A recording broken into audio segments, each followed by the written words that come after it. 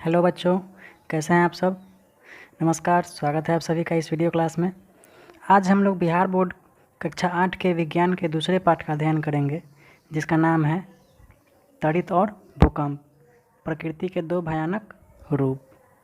ठीक है, और अंत में इस पाठ से संबंधित जितने भी अभ्यास प्रश्न हैं उन सभी का हल भी करेंगे हम। बच्चों, हमारी प्रकृति में बहुत से ऐसे घटनाएं घटती हैं जो मानव जीवन पर गहरा प्रभाव डालती है, जैसे आंधी, तूफान, पवन, चक्रवात, बाढ़, तड़ित, भूकंप, वर्षा इत्यादि बहुत सारे ऐसे घटनाएं हैं जो हमारे जीवन पर बहुत गहरा प्रभाव डालती है। तो इन्हीं सब घटनाओं में से दो घटना के बारे में हम इस अध्याय में पढ़ने वाले हैं, जो है तड़ित और दूसरा भूकंप। चलिए बढ़ते हैं। देखिए, पहला जो पॉइंट है वह है तड़ित। इसको इंग्लिश में बोलते हैं लाइटनिंग। ठीक, बरसात के मौसम में आपने देखा होगा आसमान में ज़ोर ज़ोर से बिजली चमकती है और मेघ जो हैं वो गरजते हैं। ठीक, उसी को तड़ित कहते हैं। ठीक है, अच्छा, ये जो आसमान में होता है वो तो बहुत बड़े स्तर पे होता है। हमारे घरों में भी होता है तड़ित, छोटे छोटे स्तर पर, जिनको हम गौर नहीं करते हैं। आइए देखते हैं उन सभी उदाहरणों पर। जैसे देखिए, ढीले प्लग। आप अपने घर में कभी कभी ढीले जो बिजली के जो ढीले प्लग होते हैं उनको कभी जब आप सॉकेट में घुसाइएगा तो देखिएगा कि ये स्पार्क करता है, वो चिंगारी उसमें से निकलती है, वह भी एक तड़ित है।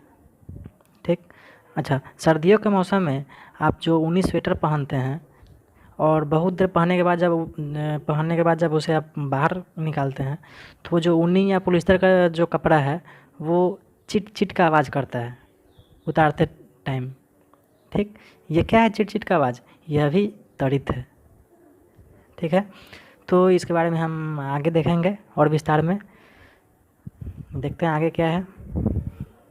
बादलों में जो तड़ित उत्पन्न होते हैं, जो बिजली चमकती है, उसका सर्वप्रथम पता किसने लगाया? अमेरिकी वैज्ञानिक बेंजामिन फ्रैंकलिन ने। ठीक, उन्होंने बादलों में रगड़ के कारण उत्पन्न होने वाली विद्युत की उपस्थिति को दर्शाया। अब देखिए कैसे पता लगाया उन्होंने क्या किया कि एक पतंग बनाया। ठीक, और उस पतंग का जो डोर था वह किसी का था? रेशम का डोर था। ठीक, और उस डोर में नीचे क्या किए, वो एक धातु की चाबी बांध दी। ठीक है, और जब वह पतंग जब बादल के पास जब गया तब वहाँ से विद्युत आवेश जो था वो रेशम की नमी युक्त जो धागा था उस धागे से संचरित होकर कहाँ आ गया? नीचे चाबी में आ गया। ठीक, अच्छा, जब बेंजामिन ने जैसे ही उस चाबी को अपनी उंगली से छू कर देखा तो उनको झटका लगा और चिंगारी दिखी। ठीक, इससे यह साबित हुआ पहली बार कि आकाश में कड़क जो होती है वो किसके कारण होती है? बिजली के कारण होती है। ठीक, ये जो बेंजामिन फ्रैंकलिन का जो प्रयोग है इसको दोबारा आप अपने घर पर नहीं आजमाएं। ठीक, क्योंकि बेंजामिन के प्रयोग को आजमाने के लिए रूसी वैज्ञानिक थे एक, जिनका नाम था रिचमैन। इन्होंने उनके प्रयोग को दोहराया था। ठीक, और विद्युत की अत्यधिक मात्रा के कारण क्या हुआ? उनको जोर का झटका लगा और रिचमैन जो है वो फौरन स्वर्ग सिधार गए। ठीक, उनकी मृत्यु हो गई। चलिए अब आगे चलते हैं। देखिए, अगला जो टॉपिक है वह है रगड़ से आवेशन। ठीक, अच्छा, ये जो आवेश है इस आवेश को इंग्लिश में क्या बोलते हैं? चार्ज। ठीक, आवेश का इंग्लिश होता है चार्ज। इसको समझने के लिए हम एक उदाहरण का इस्तेमाल करते हैं।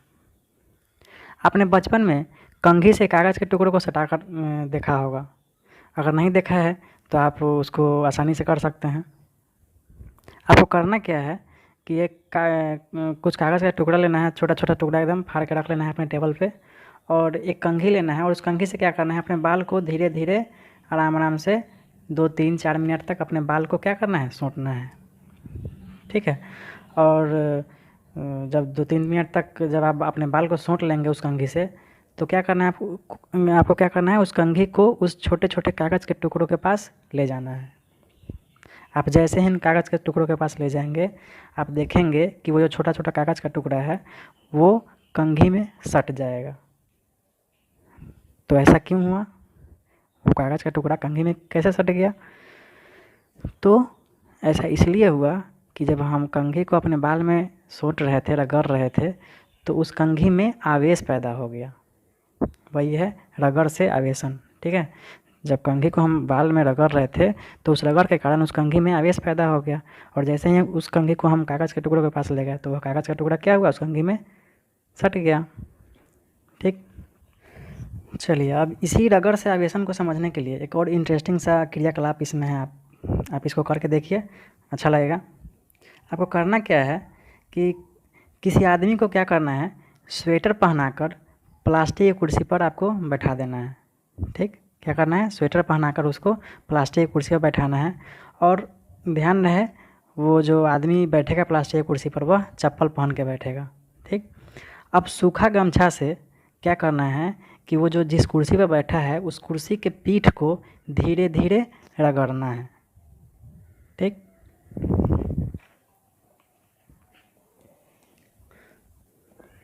अब देखिए, थोड़ी देर तक जब आप रगड़ेंगे उसके बाद क्या करना है, आपको एक टेस्टर लेना है। टेस्टर आपको पता होगा जिससे हम लोग बिजली चेक करते हैं, बिजली में टेस्ट करने के लिए, बिजली को टेस्ट करने के लिए, ठीक। अच्छा, थोड़ी देर ऐसा करने के बाद आपको क्या करना है, एक टेस्टर से उसके शरीर को सटाना है, ठीक।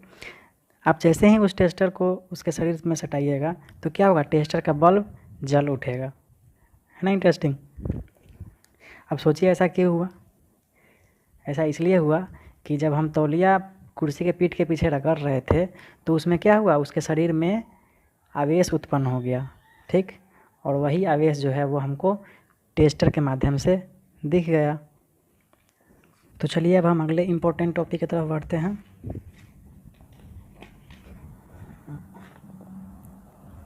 चलिए, अगला जो इम्पोर्टेंट चीज़ है वह है आवेश के प्रकार, ठीक है। आवेश को हम आपको बता चुके हैं, आवेश को इंग्लिश में क्या बोलते हैं, चार्ज, ठीक है। आवेश जो है वो दो प्रकार के होते हैं, ठीक। एक पॉजिटिव होते हैं और एक निगेटिव होता है, ठीक। एक पॉजिटिव और एक निगेटिव। देखिए, असमान आवेश एक दूसरे को क्या करते हैं, आकर्षित करते हैं, और समान आवेश एक दूसरे को प्रतिकर्षित करते हैं, ठीक। इसी को समझिए ठीक से। जैसे मान लीजिए ये आवेश कितने प्रकार के हैं, दो प्रकार के हैं, पॉजिटिव और निगेटिव, ठीक। तो एक समान असमान मतलब अलग अलग आवेश एक दूसरे को क्या करेंगे, आकर्षित। जैसे पॉजिटिव है और निगेटिव है तो ये दोनों एक दूसरे को आकर्षित करेंगे, ठीक। ये दोनों एक दूसरे से मिलना चाहेंगे, ठीक है। और समान आवेश जो हैं, जैसे पॉजिटिव पॉजिटिव, ये एक दूसरे को प्रतिकर्षित करेंगे, ये एक दूसरे से दूर भागना चाहेंगे, ठीक है। या निगेटिव निगेटिव, ये एक दूसरे से दूर भागना चाहेंगे, ठीक। लेकिन अगर पॉजिटिव रहेगा और निगेटिव रहेगा तो ये दोनों एक दूसरे के पास आना चाहेंगे, ठीक है। इसे को कहते हैं असमान आवेश एक दूसरे को आकर्षित करते हैं और समान आवेश एक दूसरे को प्रतिकर्षित करते हैं। अब चलिए अब अगले मेन पॉइंट की तरफ चलते हैं, इम्पोर्टेंट टॉपिक की तरफ। देखिए, यह जो टॉपिक है आवेश का स्थानांतरण, ठीक है। तो इसको आप एक लाइन में समझिए कि आवेश जो होते हैं वो किसी सुचालक के द्वारा एक स्थान से दूसरे स्थान तक जा सकते हैं, ठीक।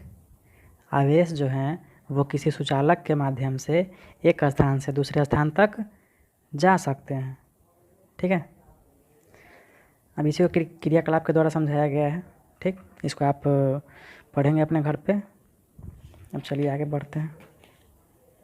तो चलिए आइए, अब अगला जो हमारा इम्पोर्टेंट टॉपिक है वह है विद्युतदर्शी, ठीक है। इसको इंग्लिश में बोलते हैं इलेक्ट्रोस्कोप। अब देखिए, इस विद्युतदर्शी का क्या काम है। कोई वस्तु आवेशित है अथवा नहीं, इसकी जांच करने के लिए बनाई गई इस युक्ति को क्या कहते हैं, विद्युतदर्शी। इसका मतलब क्या हुआ, विद्युतदर्शी से हम क्या मापते हैं, हम किसी वस्तु में आवेश है अथवा नहीं, इस चीज़ को हम विद्युतदर्शी इलेक्ट्रोस्कोप से या विद्युतदर्शी से मापते हैं, ठीक है। समझ गए आप।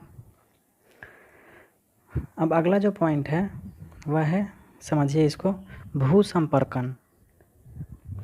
अब इस भू संपर्कन को हम इंग्लिश में क्या कहते हैं? अर्थिंग। ठीक है। तो किसी आवेशित वस्तु के आवेश को पृथ्वी में भेजने की प्रक्रिया को क्या कहते हैं?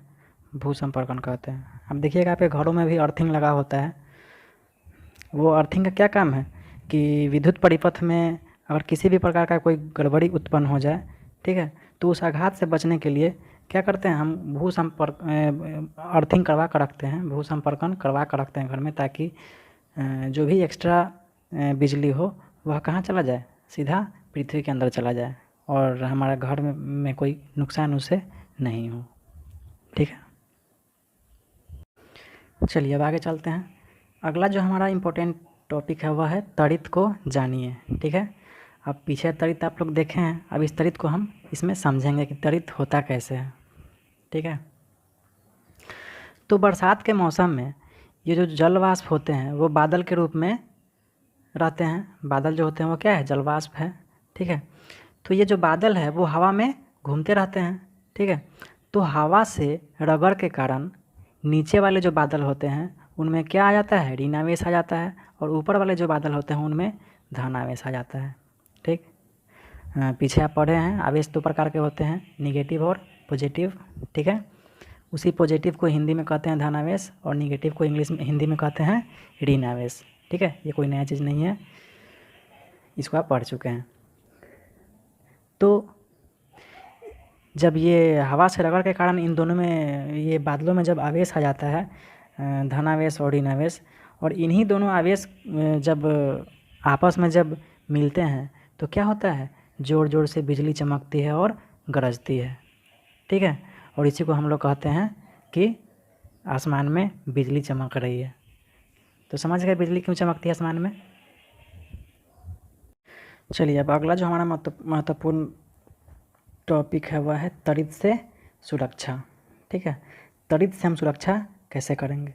तो ये बहुत सारे पॉइंट है, इस पॉइंट को आप अपने खुद से पढ़ने का प्रयास करेंगे घर पे। ठीक है, क्या क्या हमें नहीं करना चाहिए, क्या क्या करना चाहिए। तो जब भी त्वरित हो, आसमान में बिजली चमके, तो हमें खुला स्थान में नहीं रहना चाहिए। ठीक, हमें घर में रहना चाहिए। ठीक है, यदि आप बस या कार की सवारी कर रहे हैं तो खिड़कियाँ दरवाजे जो होते हैं उनके बंद कर लेना चाहिए। ठीक है, खुले मैदान में नहीं रहना है। ठीक है, मकान की खुली छत पर नहीं रहना है। ठीक, खेत या बड़े वृक्षों के नीचे नहीं रहना है। ठीक है, अच्छा मान लीजिए आप जंगल में फंस गए हैं और ज़ोर ज़ोर से बिजली चमक रही है, तो आपको क्या करना है? छोटे वृक्षों के नीचे शरण लेना है। ठीक है, बड़े वृक्ष के नीचे शरण लेना घातक हो सकता है। ठीक, अच्छा मान लीजिए आप खेतों में फंस गए हैं और वहाँ कुछ वृक्ष है। ठीक है, तो आपको क्या करना है? वृक्ष के नीचे नहीं जाना है, आपको खेत में ही लेट जाना है। ठीक, अच्छा और आप क्या कर सकते हैं? बिजली अथवा टेलीफोन के जो खंभा होता है उस खंभा के आसपास आपको नहीं खड़ा होना है। ठीक, कब? जब बिजली चमक रहे हो आसमान में। ठीक है, तब। अच्छा, किसी भी बिजली से चलने वाले जो उपकरण होते हैं, टीवी, फ्रिज, कंप्यूटर इत्यादि जो भी हैं, उसको आपको नहीं चलाना है, उसका प्लग आपको निकाल कर उसको निकाल देना है और बंद रखना है। ठीक है, अगर आप तालाब में स्नान कर रहे हैं तो आप क्या कर रहे हैं? फ़ौरन निकल जाइए वहाँ से और अपने घर में चले जाइए। ठीक, वातावरण शांत होने पर ही सुरक्षित स्थान से हमें बाहर आना चाहिए। ठीक है, अब चलिए अगले इम्पोर्टेंट टॉपिक की तरफ चलते हैं। ये है त्वरित चालक, इसको इंग्लिश में बोलते हैं लाइटनिंग कंडक्टर। ठीक है, अब त्वरित चालक का क्या काम है? तो ऊंची इमारतें, चिमनियों, भवनों, ठीक है, या अन्य बड़ी संरचनाओं को त्वरित से बचाने का जो युक्ति है, ठीक है, उसे हम क्या कहते हैं? त्वरित चालक कहते हैं। ठीक है, इसी के माध्यम से हम बड़े बड़े बिल्डिंगों को त्वरित से बचा सकते हैं या बचाते भी हैं। ठीक है, अब देखिए कैसे बचाते हैं। तो हम क्या करते हैं कि हम भवन के जो सबसे ऊपर का जो छत होता है, उस छत पे क्या करते हैं? तांबे के मोटे तार की 3 नुकीली संरचना लगा दी जाती है। ठीक है, उस नुकीली संरचना से तांबे का जो पत्थर होता है, पत्थर को जोड़कर उसे ज़मीन के नीचे 3-4 फीट तक ले जाकर तांबे के प्लेट से जोड़कर मिट्टी से ढक दिया जाता है। ठीक है। मतलब वो जो तांबे का जो मोटा तार जो छत पे लगा हुआ है उसको जोड़ कर कहाँ ले ले जाया जाता है, सीधे ज़मीन के नीचे, ठीक है। इससे क्या होता है कि मान लीजिए अगर तड़ित हो रही है और ज़ोर ज़ोर से बिजली चमक रही है आसमान में, और मान लीजिए अचानक बिजली उस बिल्डिंग पे गिर जाए, उस भवन पे गिर जाए, तो इस तांबे के माध्यम से, मोटे तार का जो 3 नुकीली संरचना निकला हुआ है उसके माध्यम से वह बिजली जो है कहाँ चला जाएगा, सीधे ज़मीन के नीचे चला जाएगा और भवन जो है हमारा सुरक्षित हो जाएगा।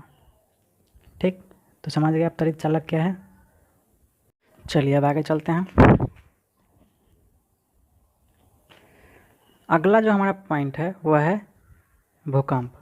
अब चलिए आप त्वरित को पढ़ लिए, लाइटनिंग को आप पढ़ लिए, अगला क्या है भूकंप। भूकंप को इंग्लिश में क्या कहते हैं, अर्थक्वेक, ठीक है। अब देखिए इस नाम से ही आपको समझ में आ रहा होगा, भू मतलब भूमि और कंप मतलब कांपना, भूमि का कांपना। जब हमारा भूमि ज़मीन जो है वो कांपने लगे अचानक, तो उसको क्या कहते हैं, भूकंप कहते हैं, ठीक है। और आपको तो पता ही है भूकंप जब भी आता है तो ये बहुत सब काफ़ी विनाश लाता है ना, ये हमें काफ़ी हानि पहुंचाती है। तो इस अध्याय में हम पढ़ेंगे कि ये भूकंप क्या होता है, भूकंप होने से क्या क्या होता है और इनके प्रभाव को कम करने के लिए हम क्या क्या कर सकते हैं, ठीक है। आगे चलिए, देखिए चित्र के माध्यम से स्पष्ट है कि ये भूकंप आता है तो कितना विनाशकारी होता है। ये घर जो है एक दूसरे पे गिर जाते हैं और काफ़ी जान और माल की क्षति होती है, ठीक है। तो हमारे बिहार में 1934 में एक बार भूकंप आया था, बहुत ज़बरदस्त भूकंप आया था, है ना, विनाशकारी भूकंप। फिर 1990 में भी आया था और 2001 में गुजरात में आया था भूकंप, गुजरात के भुज में, ठीक है। फिर 2011 में भी आया था भूकंप हमारे बिहार में। अब देखिए भूकंप होता क्या है, ठीक। तो भूकंप पृथ्वी का कंपन अथवा कोई झटका होता है जो पृथ्वी के भीतर गहराई में गड़बड़ी के कारण उत्पन्न होता है, इसी को क्या कहते हैं, भूकंप कहते हैं, ठीक है। चलिए अब अगला पॉइंट है वह भूकंप का कारण, मतलब भूकंप होता क्यों है, कैसे होता है, ठीक। अब इस चित्र के माध्यम से समझिए, ये जो चित्र है वो हमारे पृथ्वी का चित्र है, ठीक। हमारा जो पृथ्वी है वो 3 परतों में बटा हुआ है। सबसे ऊपर वाला जो परत है इसको कहते हैं भूपर्पटी, जिसको इंग्लिश में कहते हैं क्रस्ट, ठीक। ये बीच वाला जो परत है इसको बोलते हैं मेंटल, और जो सबसे भीतरी वाला जो परत है इसको क्या कहते हैं, कोर, ठीक। ये जो हमारा भूपर्पटी है, ठीक है, वो बहुत सारे प्लेटों में विभाजित है, ठीक है। बहुत, यहाँ देखिए, टुकड़ों में विभाजित है। कौन, ये भूपर्पटी ऊपर वाला लेयर टुकड़ों में विभाजित है, जिसमें प्रत्येक टुकड़े को क्या कहते हैं, प्लेट कहते हैं, ठीक है। ये प्लेटें निरंतर धीरे धीरे गतिमान रहती है। जो प्लेट है वो धीरे धीरे चलती रहती है। गति के कारण ये कभी एक दूसरे से रगड़ खाती है अथवा एक दूसरे से टक्कर के कारण भूपर्पटी में विक्षोभ उत्पन्न होता है, ठीक है। ये प्लेट जो धीरे धीरे घूमती रहती है, ये घूमते घूमते क्या होती है, एक दूसरे से टकरा जाती है, और जब टकराती है तो विक्षोभ उत्पन्न होता है। यही विक्षोभ पृथ्वी की सतह पर भूकंप के रूप में दिखाई देता है, ठीक। जैसा कि देखिए इस फोटो में, ये जो प्लेट है वो गतिमान है, मतलब चलते रहता है, और ये चलते चलते जब टकराता है तो क्या होता है, भूकंप उत्पन्न होता है यहीं से, ठीक है। और इसी को हम लोग क्या कहते हैं, भूकंप कहते हैं। चलिए अब हम आगे चलते हैं। अगला हमारा पॉइंट है भारत में आए भूकंप की सूची रिक्टर पैमाने के माप के साथ, ठीक है। तो रिक्टर पैमाना क्या है, भूकंप जो आता है उस भूकंप का जो तीव्रता होता है उसको हम मापते हैं इससे, किससे, रिक्टर पैमाने से, ठीक है। मतलब भूकंप कितना तेज़ है या कितना कम है, इसका जो हम लोग मापन करते हैं वो किससे मापते हैं, रिक्टर पैमाने से मापते हैं, ठीक है, समझ गए आप। चलिए अब है भूकंप से बचाव। जब भूकंप आए, अब भूकंप तो हमसे पूछ कर आता नहीं है, तो भूकंप अगर अचानक आ जाए तो हमें क्या करना चाहिए, ठीक। तो सबसे पहले किसी मजबूत, अगर आप घर में हैं तो जब जैसे ही आपको लगे कि कुछ हिल रहा है, घर हिल रहा है, तो आपको क्या करना चाहिए, मजबूत चौकी या पलंग के नीचे छुप जाना चाहिए। ठीक है। अच्छा, संभव हो तो घर में तो तकिया रहता ही है, ठीक है, आप तकिया लेकर अपने सर को ढक लें। ठीक है, ताकि अगर ऊपर से कुछ गिरे तो आपका सर बचा रहे। अब आगे देखिए, भारी वस्तुओं से दूर हट कर रहने का प्रयास कीजिए। जब भी भूकंप आए घर में तो आपको क्या करना है, जो भी भारी वस्तु है उससे अलग रहना है। ठीक, ताकि वो वस्तु जो है वो आपके ऊपर ना गिर जाए। अगला पॉइंट देखिए क्या है, अगर आप घर से बाहर हैं तो भवनों, बिजली के तारों और वृक्षों से दूर खुले स्थान में लेट जाइए। ठीक है, जब भी भूकंप आए तो भवन के पास खड़ा मत रहिए, बिजली के तारों के पास खड़ा मत रहिए और वृक्षों के पास भी खड़ा मत रहिए। क्या करना है, खुले स्थान में चुपचाप लेट जाना है। ठीक है, आप बचे रहेंगे। तो आपका पाठ यहाँ पे अब समाप्त हो गया। अब चलिए आगे चलते हैं। आगे अभ्यास है। ठीक, अब देखिए पहला क्या कह रहा है, इसमें फिल इन द ब्लैंक्स आपको भरना है, हम तो भर दिए पेंसिल से। सजातीय आवेश एक दूसरे को प्रतिकर्षित करते हैं। आप पीछे पढ़ चुके हैं, एक समान के जो आवेश होते हैं, सजातीय आवेश मतलब एक समान के आवेश, वे एक दूसरे को क्या करते हैं, एक दूसरे से दूर भागना चाहते हैं। ठीक है, मतलब प्रतिकर्षित करते हैं। ख में देखिए, विजातीय आवेश एक दूसरे को आकर्षित करते हैं, मतलब अलग अलग आवेश जो हैं जैसे नेगेटिव और पॉजिटिव, वे एक दूसरे को क्या करते हैं, आकर्षित करते हैं, मतलब अपनी ओर खींचते हैं। ठीक, त्वरित चालक त्वरित से भवन की डैश करते हैं, मतलब सुरक्षा करते हैं। ठीक, भूकंप की तीव्रता का मापन किसे किया जाता है, रिक्टर स्केल से किया जाता है। ठीक है, चलिए अगले प्रश्न की तरफ चलते हैं। हम आपको बार बार बोलते हैं कि अभ्यास प्रश्न जो है वो आप खुद से बनाने का प्रयास करें, खुद से उसका हल करें, और खुद से नहीं हो पाए तब मेरी सहायता लें। ठीक, तो अगला जो प्रश्न है वह है, सर्दियों में स्वेटर उतारते समय चिट चिट की आवाज़ होती है, क्यों। ठीक है, तो इसका आंसर यह है, लिख लीजिए, इसका स्क्रीनशॉट ले लीजिएगा, क्वेश्चन को भी और आंसर का भी, या पॉज करके लिख लें।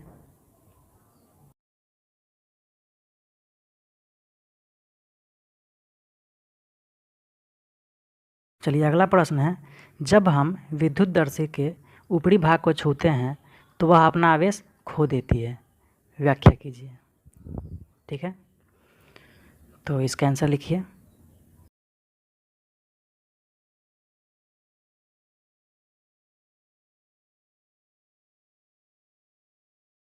प्रश्न है, भूकंप मापी का चित्र बनाकर उसके मापन विधि को लिखिए। ठीक है, तो इसका आंसर आप लिखिए।